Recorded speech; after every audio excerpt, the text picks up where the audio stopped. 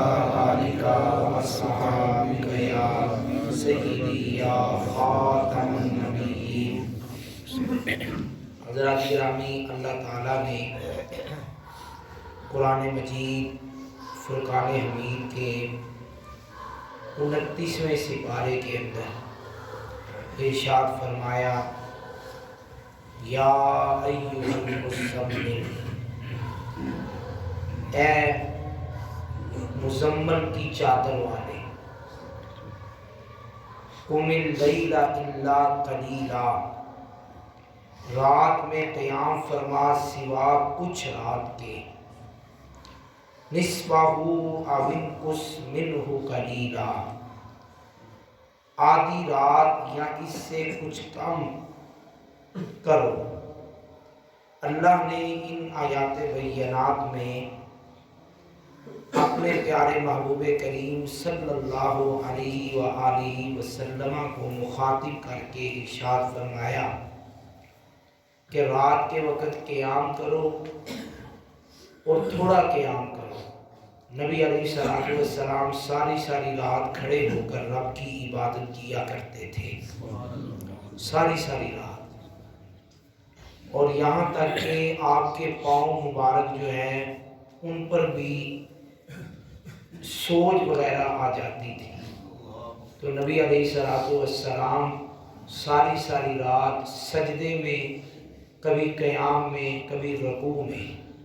تو اللہ نے ان آیات بینات کے اندر فرمایا، میرے محبوب رات کے وقت قیام کچھ رات کر لیا کرو اور کچھ رات آرام کر لیا کرو، کہ اللہ کو اپنے محبوب سے کتنا پیار ہے، کتنی محبت ہے۔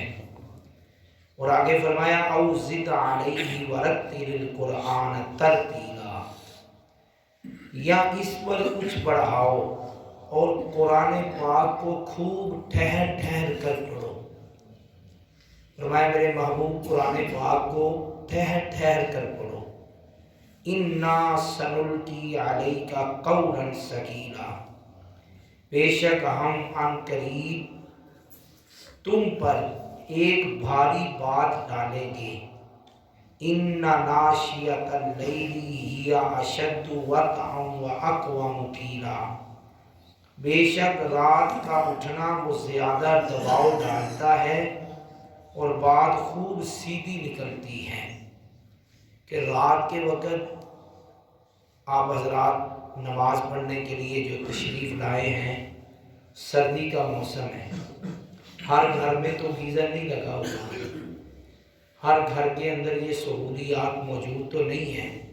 ٹھنڈے پانی سے وضو کرنا اور اس کے بعد گرم نرم بستر سے نکلنا، یہ بڑی مشکل سی بات ہے، لیکن نکل کر ٹھنڈے پانی سے وضو کر کے اللہ کے گھر کی طرف جتنے قدم چل کر آئیں گے، ہر قدم کے بدلے اللہ 90 نیکیاں عطا فرماتا ہے۔ کتنی نیکیاں؟ 90 نیکیاں عطا فرماتا ہے جو گھر سے وضو کر کے مسجد کی طرف آتا ہے۔ پھر نبی علیہ السلام کو آگے اللہ نے ارشاد فرمایا، ان لک فی النہار سبحا طویلا، بے شک دن میں تو تم کو بہت سے کام ہیں، وَاذْكُرِ اسْمَ رَبِّكَ وَتَبَتَّلْ إِلَيْهِ تَبْتِيلًا،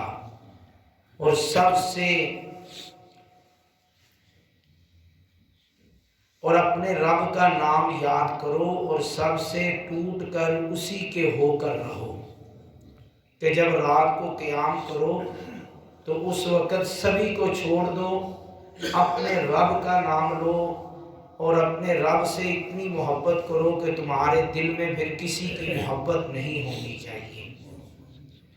رب المشرق والمغرب لا الہ الا هو فاتخذہ وکیلا، وہ مشرق کا بھی رب ہے، مغرب کا بھی رب ہے، اس کے سوا کوئی معبود نہیں، تو تم اسی کو اپنا کارساز بنا لو۔ میں بڑے اللہ کے ولیوں کے پاس حاضر ہوا ہوں، تو اللہ کے نیک بندوں نے یہی وصیت کی ہے اور یہی نصیحت فرمائی ہے کہ بندے کو اپنے لیے بھی دعا کرنی چاہیے، اکیلے بیٹھ کر اپنے لیے دعا کرنی چاہیے، کہ اپنے رب سے محبت کرنی چاہیے، اپنے لیے دعا کرنی چاہیے۔ جب کوئی انسان اپنے لیے دعا کرتا ہے تو اللہ تو شارک سے زیادہ قریب ہے، اس کی دعا کو بڑا جلدی سن لیتا ہے۔